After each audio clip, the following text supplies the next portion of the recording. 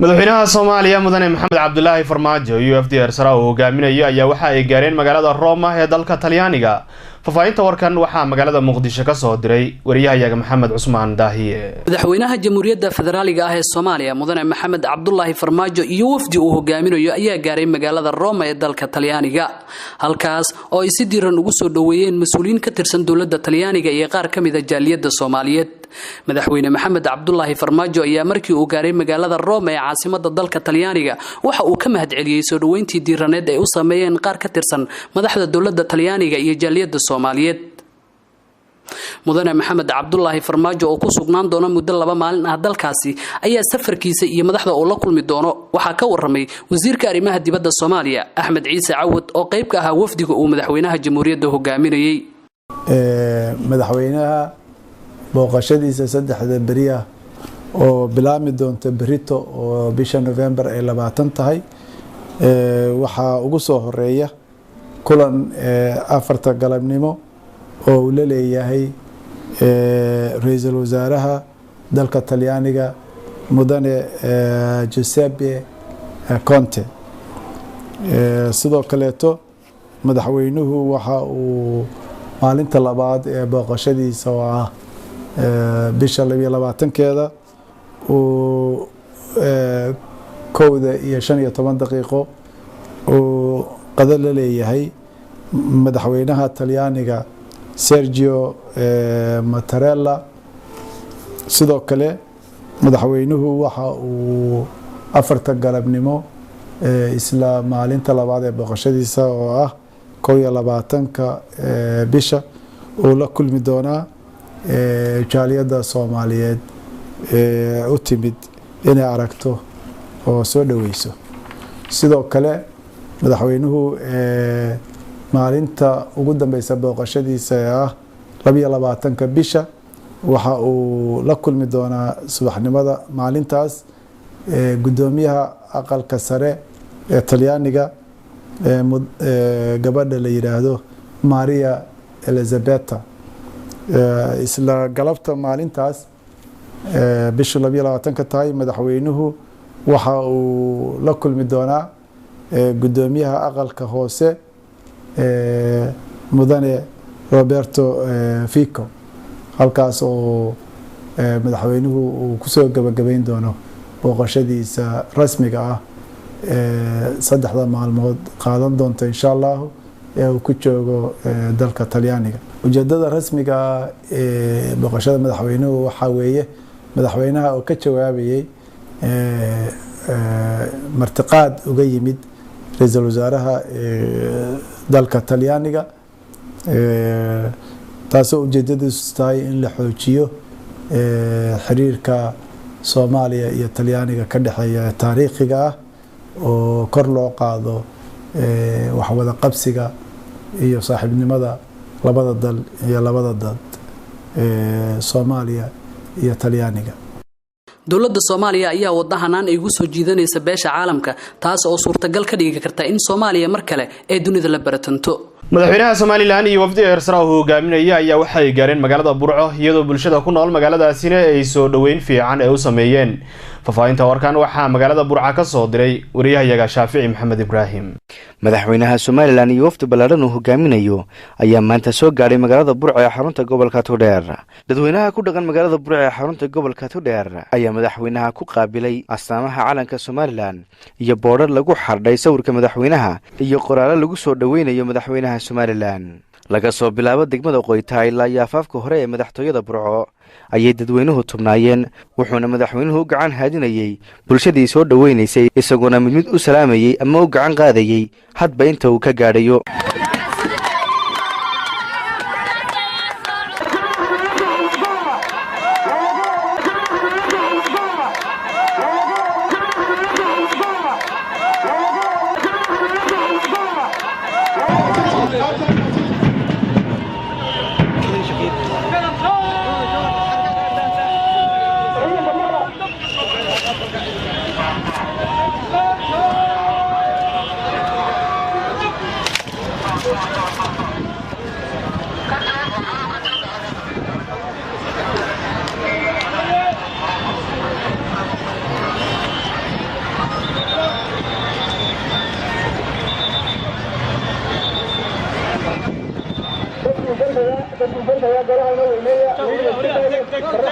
mas-uuliyiinta gobolka togdheer kuwa degmada burco iyo wasiirada arrimaha gudaha iyo caafimaadka oo goob fagaara ah kala hadlay bulshada ku dhaqan magaalada burco ayaa ka mahadnaqay soo dhoweynta ay shacabku u sameeyeen madaxweynahooda somalilan. ma hindiba wax intaa leeg lama arkin hore looma arag madaxweyne ku soo dhowow ummadaadii oo ku ogol oo ku heelan oo ku soo dhowaysay oo bacadkaa kuu taagan warnamiibiyuu keenabayna asur raacdayaana nadartu waxaan soo arkay yaa nacam idhaahdaa madaxweyne waxaad halkan maanta ku arkaysaa indhahaaga magaaladii burco loo kala hadhin iyadoo mid ah waxay taasi markaad ka tahay inaad mucaarid iyo muxaafidba madaxweyne u tahay oo lagu soo dhaweynayo meel wala reer Soomaaliyeed joogaan Somaliland dadweynaha reer burco ee sharafta leh sida ballaadhan ee ay ugu soo dhoweeyeen madaxweynaha maanta socdaalka iyo booqashada ugu yimid reer burco waxaan xasuusinayaa magaalada burco halganadii kala dambeeyey ee Somaliland soo maray ee ilaa iyo Ingiriiskii waa meelihii ay ka abuurantay burco maanta waxay xasuusinaysaa in ay maanta ilaalinayso taariikhda iyo halganka hormuudka qaybta ay dalka kaga leedahay. muuse biixi cabdi madaxweynaha somalilan oo la hadlayay bulshada ku dhaqan magaalada burco ee xarunta gobolka togdheer ayaa ka daran celiyey soo dhoweynta loo sameeyey isagoona carabka ku dhuftay arrimaha mandaqada ka taagan iyo weliba dhibaatooyinka haysta bulshada ku dhaqan somalilan. marlabaadka waxaanu idinka mahadnaqaynaa sidii hore loo sheegayba maanta soo dhoweynta iyo kalgacalka burco aanay u kala harin burco sanadkan wixii aynu qabanay sanad waxaa cusayba horta way loo dhammaaday bankii aroori oo mashruuc weyn ahaa 80 kun oo neef baa ku jiraan bixi doona haddii ilaahay sida loo qorsheeyay ka baxaya hawl yar ma aha maalintii allah u naxariista uu bilaabaya cabdi aw daahira hal baa kula dagaalamaya allah u naxariista maanta bilaabay inkastoo dawladdu ay bilow tahay intii ay joogneed gurmudug ay ku jirtay waxay maanta u kordhinaysaa shaqaalaha hore waxaa 1770 maanta waxaan ku kordhinaa 516 waa tamarta dhaqaaleenu soo saaray hadduu nin waliba shaqa abuur samayn lahaa mid beer qoda iyo mid dukaan sameeya iyo mid sawir sameeya iyo mid kabatona iyo mid dawaa sameeya qofku markuu shaqeeyo dawladduna cashuur bay keeni lahayd dadkan wax ku tari lahaa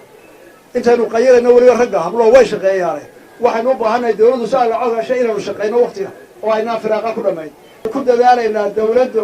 in loo hufo inay si wacan u shaqayso oy qaad dawladnimo u shaqayso oy dadka ka rarta reerka iyo cudadda oy dhalinyarada kalsoonida u soo celiso oonu odhan anugu caaqille marihi suldaanna marihi ay kaxaynaya qaalinkaagaa ku xaynaya berita kontankii horeeye shaqaalaha baa la keeni doona burco imtixaan baa laga qaadaya hablaha iyo nimada uga kala reebno inta aanu shaqaalayno 30% waa hablo hablaha gaar baan uga qaadana imtixaankooda oo aynaan sanad iyo 2 toon ku shaqo gali karin haddaynaan shaqaynin oo aynaan macaan dalkeena in la qodo ogolaan biroolka la qodaa la oranaya qoriga la soo taagay heer baa la leeyahay ina kayna shaqeeyay baa la leeyahay caafimaadkeen baa lagu leeyahay biyadoon baa lagu leeyahay halkii laga soo saaray afar baa qori soo taagaya koosalo la qod baa ilaa taa la qaado buurda hawo dhan baa la sheegaya marka tagtan in baa qori la hor taagan haddana wuxuu qorayay kaygii shaqeeyay wasataarisi haddayna waxa dhulkeena maamulanin oo la is ogolaanin meenu soo saar karna waxa u baahnay walaalayaal haddaynu kala faqra meenu soo saar karayna dhalinyarada maanta waxaan doonaynaa si cusub u furo 1500 dhalinyarada 200 dheeraad baa ka noqonaya marayay burco ama saxuurawaad waxaan isu geeyaa dalal weyn hablaha guryaha inuu deeyay hablaha xargeyn bayno meel la kulmay halkooda lagu tababarayna hablaha burco ka soo hagaan shaqada qaran jaamacadaas aan ku tababarayna inamada waan weenayna. Shaafici Maxamed Ibrahim telefishinka caalamiga ee Somali Cable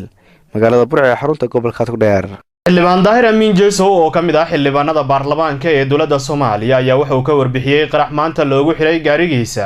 Fafaahinta warkana waxaa magaalada Muqdisho ka soo diray wariyahayaga Maxamed Ibrahim Bulbul. xildhibaan daahir amiin jeesow oo ka mid ah xildhibaanada baarlamaanka golaha shacabka Soomaaliya ayaa faahfaahin waxa uu ka bixiyay gaarigiisa oo maanta ku qarxay wadada Maka al-Mukarrama ee Muqdisho kadib markii gaariga loogu xiray waxyaabaha qarxa. darawalkii gaariga xildhibaanka ayaana ku dhaawacmay sida uu Somali Cable u xaqiijiyay xildhibaan daahir amiin jeesow.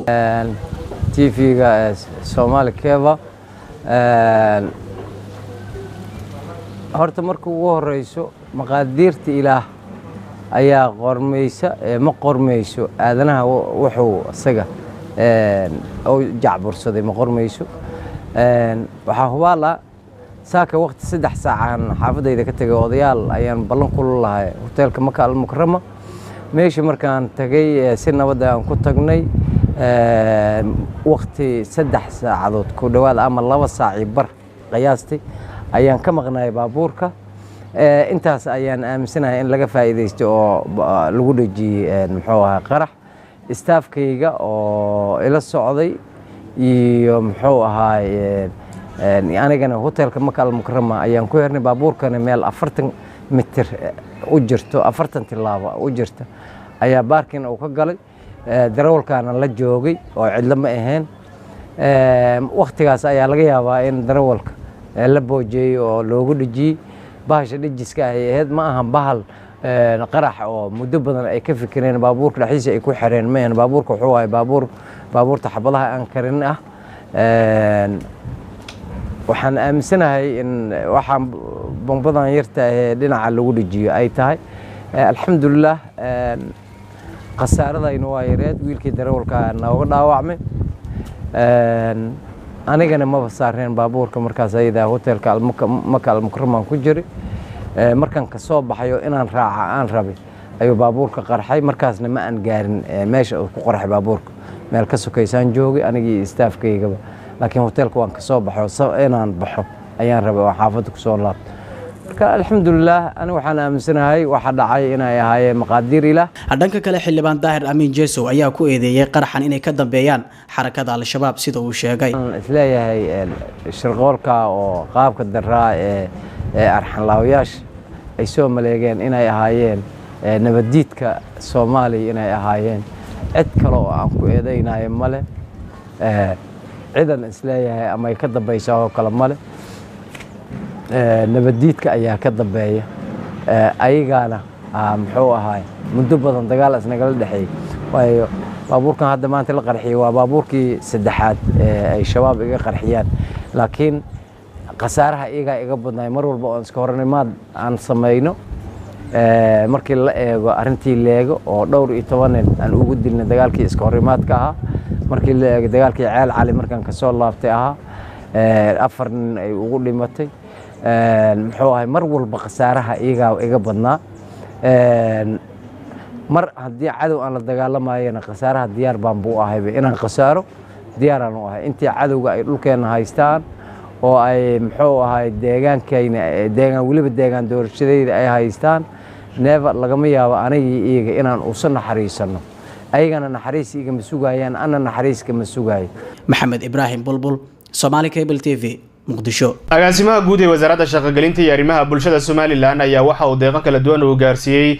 xarunta darbijiifka Maxamed Mooge iyo sidoo kale xarunta barbaarinta ubadka baahiyaha gaarka qaba ee ku nool magaalada Hargeysa fafaahinta warkaana waxa magaalada Hargeysa ka soo diray wariyahayaga Faisal Fifa halkani waa dugsiga u gaarka barbaarinta carruurta qabta baahiyaha gaarka ee gudaha Hargeysa oo loo soo gaabiyo SASE Somaliland Association for Special Education sanadii 2002 ayaa dugsigan dhidabada loo taagay si uu qayb laxad uga qaato kubcinta kor u qaadida aqoonta daayirta Somaliland gaar ahaan kuwa saaxiibka dhula marxaladda baahiyaha gaarka ee gudaha Hargeysa ku dhaqan in ka badan 12 sanadood ayuu xilligan dugsigu sidii la rabay gudaha Hargeysa uga sii shaqeynaya iyadoo subax kasta ay u soo jarmaadaan si waxbarasho iyo sidoo kale barbaarin uga helaan in ka badan 150 arday oo isugu jira wiilal iyo gabdho kuwaas oo qaba baahiyaha gaarka maanta ku beegnay 20 bisha November oo guud ahaan caalamka looga dabaaldego xuska maalinta carruurta adduunkana waxay u ahayd jawi ka duwan marxaladii hore ee geli jireen farxad iyo sidoo kale damaashaad ay kula ciidayeen dhalinyarada kale isku facayiin ee ku nool guud ahaan caalamka daafiisa kala duwan kadib markii mas'uuliyiin ka tirsan xukuumadda iyo sidoo kale ururaha weyn oo isku xilqaamay halkan ay soo gaarsiiyeen qalabka carruurta iyo sidoo kale deeqo kale oo ay ugu talagaleen walow dhanka kale dugsigu maanta ku jiray maalin fasaxa oo guud ahaan shaqada laga nasanayay Somaliland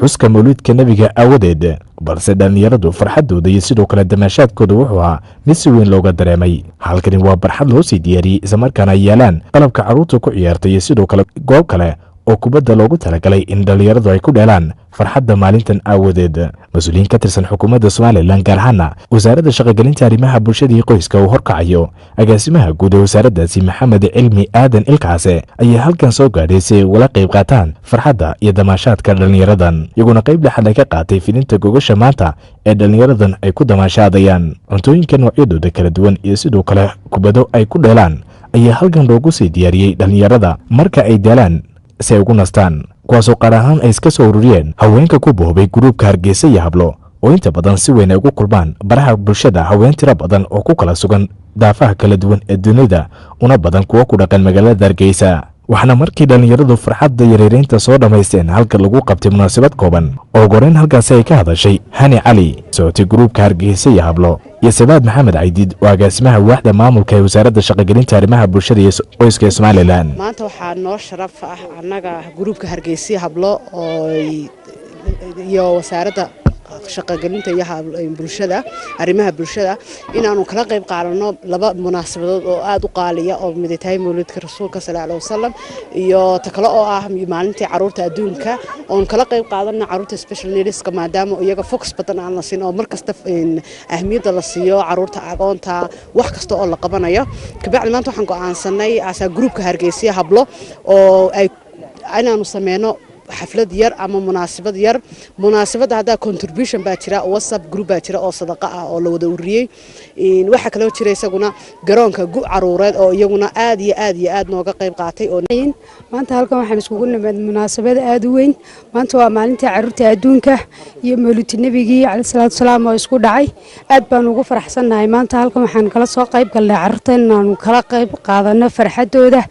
dhankiisa waxaa isaguna halkaa ka hadlay Maxamed Cilmi Aadan Ilkaas agaasimaha guud ee wasaaradda shaqogelinta arrimaha bulshada iyo qoyska Somaliland isaguna si kooban sharaxaad uga bixiyay deeqda xoolaha uga iyo sidoo kale dharka dhaxanta laga xidho ee ugu talagaleen in dhalinyarada farxadda kala qayb qaataan. hawshan caruurta maanta waxay ka dhacaysaa wadanka intiisa badan waxa laga yaabaa saxaafadda aad ka wada maqashaan wajaale boorama cirgaabo wasiirkii joogto intaasoo dhan baanu caruurta maanta ugu talagalnay xaruntii kale caruurta Maxamed Moga halkaa waxaan u mahadnaqayaa qolada dhismahan leh Nuur Xuseen Dalaax badan baynu samaysan karnaa garoonkan maanta hablaha qolada garoonka le free bay ku bixiyeen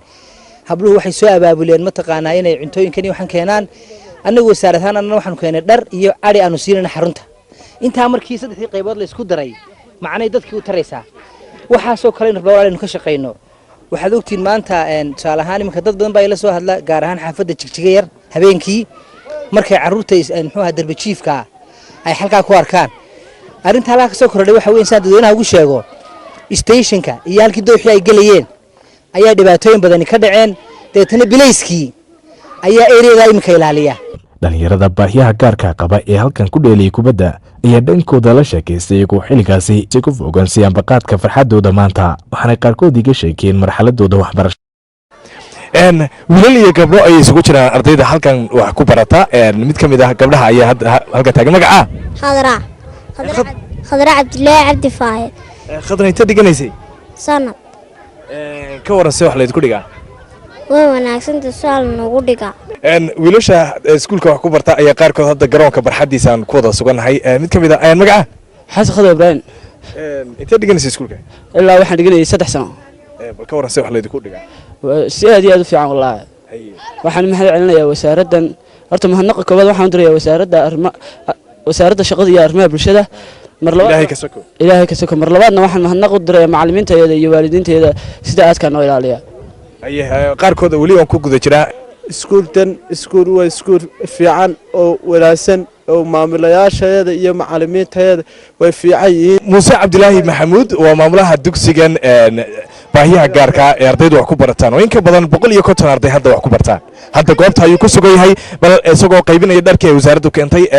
bal nooga waran taariikhda dugsiga intee u jiray dugsigan waxa la aasaasay 2002 ilaa 2003 mas-uuliyiinta ka socda wasaaradda shaqogelinta arrimaha bulshada iyo qoyska Somaliland iyo sidoo kale dhalinyarada ka socda gruubka Hargeysa iyo Hablo kaliya halkan kuma ekan oo waxay mar kale u jahaysteen jihada dhanka koonfur bari ee magaalada Hargeysa gaar ahaan xarunta u gaarka dhaqan celinta caruurta darbijeefka ee gudaha Hargeysa ee Maxamed Muge halkaas oo mar kale ay si anba qaadeen socdaalkooda maanta ee ku qotoma ka farxinta dhalinyarada Somaliland ee ku dhaqan magaalada Hargeysa cuntooyinka noocyadooda kala duwan dhar xoolo iyo sidoo kale hadiyado kale oo ay ku talagaleen ay guddoonsiye dhallinyarada ku xaraysan goobtaasi oo markii wafdigu gaadheen halkaasi si diran ugu qaabilay islamarkaana ugu soo dhoweeyey. mid ka mid ah beelaha Soomaaliyeed ee ka soo jeeda dowlad deegaanka Soomaalida ee Itoobiya oo kulan ku yeeshay magaalada Minneapolis ee wadanka Mareykanka ayaa waxa ay taageero iyo cabasho ay u gudbiyeen madaxweynaha dowlad deegaanka Soomaalida Mustafa Cagjar. Fafaahinta warkan waxaa magaalada Minneapolis ka soo diray wariyahayaga Siyaad Siciid Saalax. jaaliyadda qurba joogta ee reer Sacad ee degmada Qubi ee dowlad deegaanka Soomaalida ee Itoobiya ayaa magaalada Minneapolis ku qabtay kulan taageero ay ugu muujinayeen isbedelka cusub ee Itoobiya qaasatan Somali State iyo madaxweyne Mustafa Cagjar. dhanka kalena waxay beeshu direysay baaq cabasho ah oo kala ah in dowladda cusub ay ku dadaasho inay wax ka qabato dad aan deegaanka ahayn oo la dul keenay qaab aan sharciyeysnayn taas oo uu ku kacay madaxweynihii hore Cabdi Maxamuud Cumar. deegaanka Qubi oo ka godowsan dhulka intiisa kale dhibaataduna ay tahay sida ay sheegeen wadooyinka oo aad ugu xun. waxay kaloo ka cawdeen biyo la'aan aad uga jirta deegaanka iyadoo aadna uga hooseysa bay yiraahdeen waxbarashada iyo caafimaadka deegaamada kale. deegaanku waa deegaan Soomaaliyeed waa deegaan loo ogol yahay qof kasta oo Soomaali ah inuu soo dego wax ku noqdo wax ku barto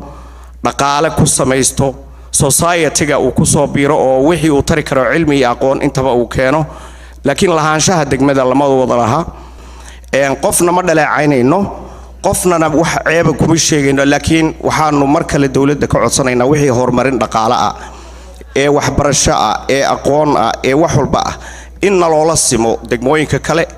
waxna aan hoosna looga dhigin wax saa'idan in loogu daro ma doonayno. magaalada Qubi magaceedaaba fiicanba ما شاء الله waxaan rajaynaynaa inay noqoto magaalo wanaagsan oo ilaahay culayskana ka dulqaado arintaana dawladdu inkastoo oo ay hadda cusub tahay oo ayna bilaba gaadhin oo dhowr bilood ay marayso inay arrimaha dib loo eegaa fiican kilalka afraadna arrimaha laga wada hadlo oo arintii xuduudada dhan dib loogu noqdo dadkii kala doortay oo dadkii Soomaalida ahaa ee xagga raacay ama dhulkoodii lagu celiyo ama dhulkoodii loo soo raaciyo weeye. magaalada la yiraahdo Qubi male wado ka timaada dawlad deegaanka oo ka baxda oo toos u tagta ma haystaan. waxay soo laga soo wagaadaa gobolka Gindir kor baa laga soo wareeganaya iyaga la soo dhaxmaraya gaariga dhexdaaba laga qaadanayaa see cunto dadka uu ugu imanayaan marka iyada hadduu in yar la soo cadhoodo. arrinta iyadana waa arrin khatarteeda leh.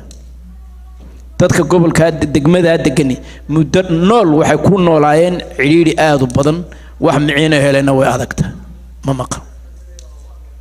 cid ka dhidhiday ama wuxuu ka qabatay ama taageero u muujisay ama habeen intay ka shirtay war dadka dhibaatadaas ka jirtay seen wuxuu ka qabanaa ma jirto magaaladaas meeshay ku nooshahay ilaahay u baa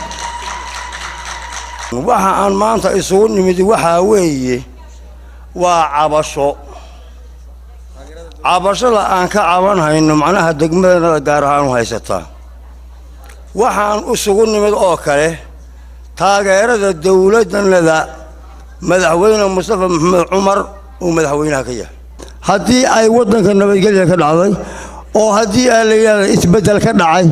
isbedelkan aanu aad iyo aad ugu mahadinayno isbedelkaas inuu wax naga soo gaaraan rabnaa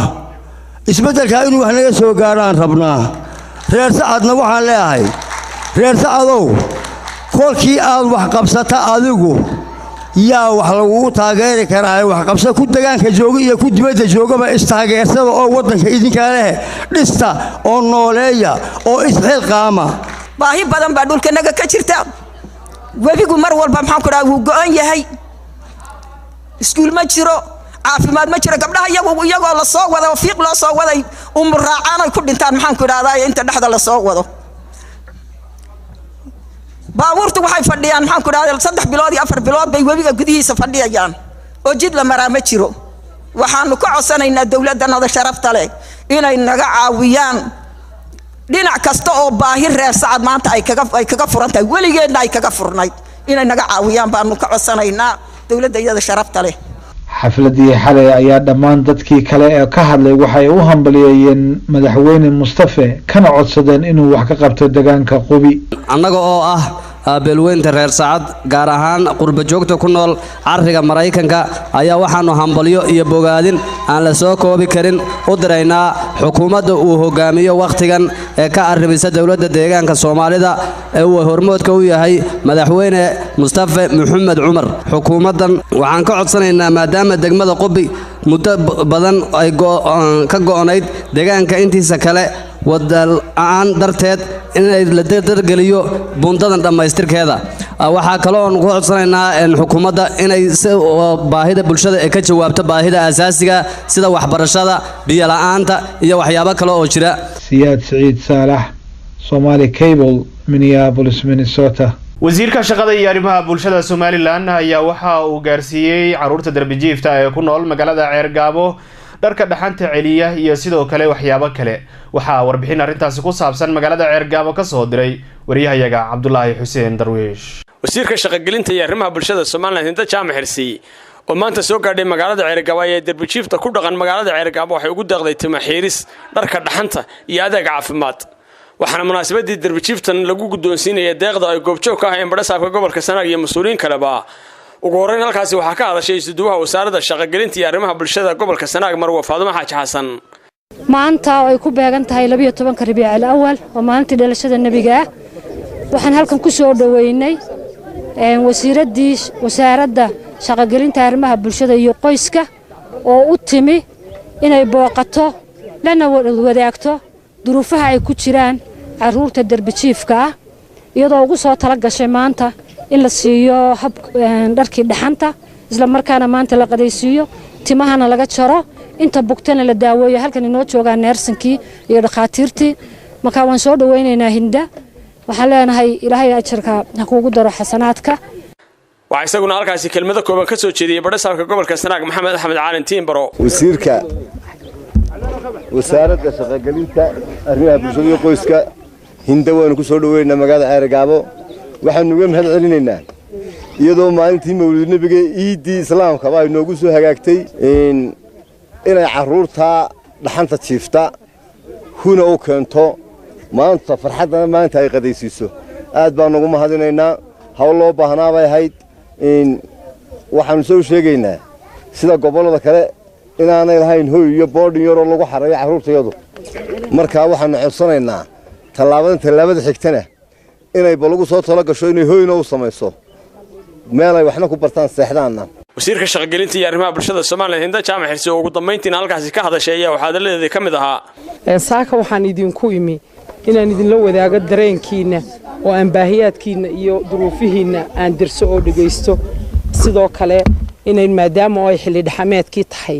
finaanada dhaxameed inaan idin qaybiyo in wixiina dhaawacan loo sameeyo daaweyn in kuwiina timuhu ku baxeen laga gooyo oo loo sameeyo maxaan sheegayay ra'iis la loo keeno timo jaris loo sameeyo.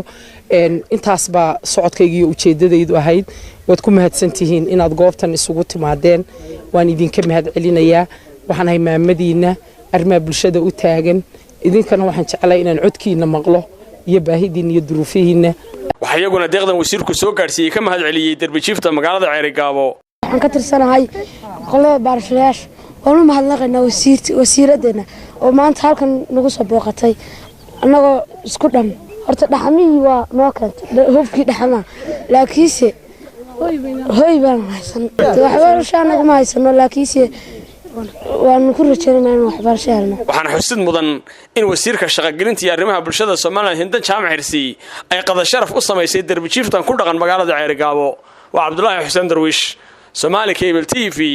Ceergaabo. xuska dhalashada Nabi Maxamed naxariis iyo nabadgelyo korkiisa haatee waxaa ka mid ah meelaha maanta laga xusay magaalada Gaalkacyo. waxaana warbixin arrintaasi ku saabsan magaalada Gaalkacyo ka soo diray wariyahayaga Axmed Jaamac Caana Cadeeye.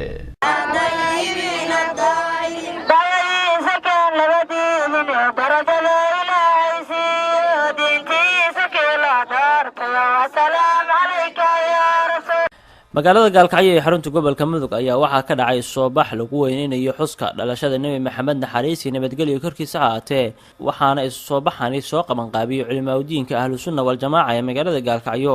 waxaana kasoo qayb galay culimaaudiinka gobolka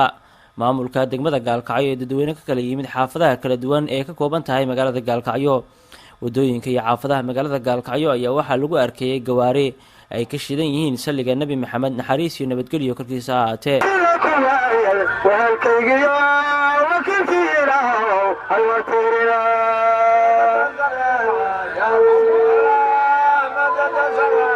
dhanka kale culimaaudiinka gobolka mudug ayaa xalay waxa ay masjidka huda ee magaalada gaalkacyo ku qabteen nadwo looga hadlayay dhalashada nebi maxamed naxariis iyo nabadgelyo korkiisa ahaatee iyagoona ka hadlay muhiimadda ay leedahay maalintani walaalayaal caawa waa habeen weyn sida culimmadii iga horreysayba ay uga hadashay habeenkaanu mawliidka nebiga sallallahu alayhi wasallam waxyaalo badan baa looga faa'iidaystaa muxabbada nebiga oo mar kasta aan iskaga sheekaysano oo mar kastaba la isku baraarujiyo baa misna sanawiga aad loo sii magaranaysaa la isku sii xasuusiyaa maxaa yeelay waxa weeye camalka waxa ugu wanaagsanba maxabbada haddaan maxabba jirin maxabbada ilaahay iyo maxabbada nebiga jirin dee camalba ma jiro diinba ma jirto marka sidaa darteed muxabbadan wax yar ka taabanayaa maqaamka nebigeenna sallallahu alayhi wasallam uu cadiim waa weyn yahay maxabbadiisuna ma ahan maxabbada dadka la mid ma ahanin nebigeenna sallallahu alayhi wasallam ilaahay subxaanahu wa tacaala baa kamilay ilaah baa doortay ilaah baa u doortay rusushoo dhan inuu khatimo ilaahay baa dadka u soo diray dadkoo dhan ilaahay u soo diray nabiga calayhi salaatu wasalaam xafladan sanad walba ciidan waa ciid nabiguna calayhi salaatu wasalaam ciidaha in loo soo meyrto dhar wanaagsan la soo qaato la soo shamiro jumcada sidoo kale in la soo meyrto dhar qurxoon meelaha xafladaha wanaagsan saasuu amray marka haddii nebigu amray calayhi salaatu wasalaam cibaadada noocaasa in la isku soo dhiibeeyo la isku soo qurxiyo maxaad asaga moodaa wiyi kii amray maxaad moodaa waxaynu ku sugannahay maalin aad u qiimo badan caawa aynu soo qaabilsan waa hameenkii la dhalay udgoonaha salawaatu rabbi wa askaa tasliimaatihi calayh bisha rabiicul awal ee soomaalidu mawliidka ay u taqaana 12 ayadoo aaba udgoonaha la dhalay sida mashhuurka ah ee culumaa u siyar badankoodu ay marayaan ilaahay subxaanahu wa tacaala ayaa nebiga ka duway oo ka fadli badnaysiiyey ummadda inteeda kaliya ambiyada ilaahay ambiyadiisa subxaanahu wa tacaala qur-aankiisuu kula hadlay in badan inta badanna waxaa lagula hadlay asmaadooda keliya ayaa lagula hadlay yaa aadamu iyo yaa nuuxu iyo yaa ibraahim yaa yaxya ayaa qur-aanka inta badan ku taalla calayhim assalaam laakiin nebiga markii lala hadlayay salawaatu rabbi wa askaa tasliimaatihi calayh ilaahay uma uu quuran ismigiisa oo mujarada inuu ku dhawaaqo oo muxamed keliya loogu yeero ilaahay uma quurin salawaatu rabbi wa askaa tasliimaatihi calayh waxaa loogu yeeray yaa ayuha annabiyu yaa ayuha arasuulu yaa ayuha almuzammilu sidaa ayaa loogu yeeray marka ilaahay subxaanahu wa tacaala waxaan ka rajaynaynaa mawliidka xiga inuu nabad iyo barwaaqo iyo deganaansho inugu gaarsiiyo runtii juhdi weyn baa culummadu qabatay ilaahay subxaanahu wa tacaala ha ka abaalmariyo waxa nebiyaashii waxaa lagu ayiday waxaa la yidhaha mucjizo muttaqiintana waxaa ilaahay ku ayidayaa karaamo iyo dhowrsanaan iyo cizi haddii ila adduun iyo aakhiraba daa'ima qofkii doonaya marka in waxaynu ku sugannahay wakhti aadu la yaab leh oo caalamka oo dhan jirra ku dhacday waxaan ilaahay weyddiisanaynaa rasuulka naxariista ilaahay ku khaas yeelay fadligiisa in ilaahay ina daaweeyo oo muslimka meelu jira daaweeyo oo khaasna soomaaliya daaweeyo oo gobolkan si gaara u daaweeyo oo soomaaliya uu mideeyo oo cudurkii cilladaha galay ilaahay ka daaweeyo ugu dambeyntii waxaa munaasabadda weynaynta dhalashada nebi maxamed naxariis iyo nabadgelyo korkiisa ahaatee ka hadlay duqa degmada gaalkacyo yaasiin cabdisamed isagoona sheegay inay la qaybsanayaan farxadda dhalashada nebi maxamed naxariis iyo nabadgelyo korkiisa ahaatee dadweynaha reer gaalkacyood waxaa farxadii ah aan la soo koobi karin mujtamaca intaan tiro leeg oo islaamka ah oo ili tawxiidka ah oo reer gaalkacyooda inaan maanta la qaybsado farxadda ixtifaalka nebiga calayhi salaatu wasalaam oo ah maalintii ugu horraysay oo uu nebigu dhashay oo ilaahay ifka keenay oo ilaahay doonay inuu daahiriyo jawharaddii uu adduunkan ugu talagalay inay ifiso taasoo ahayd dhalashada nebiga calayhi salaatu wasalaam nebi moxamed innaguna aynu ka mid noqonnay wax ilaahay bixiyo wixii ugu qaalisanaa oo ahaa islaamnimo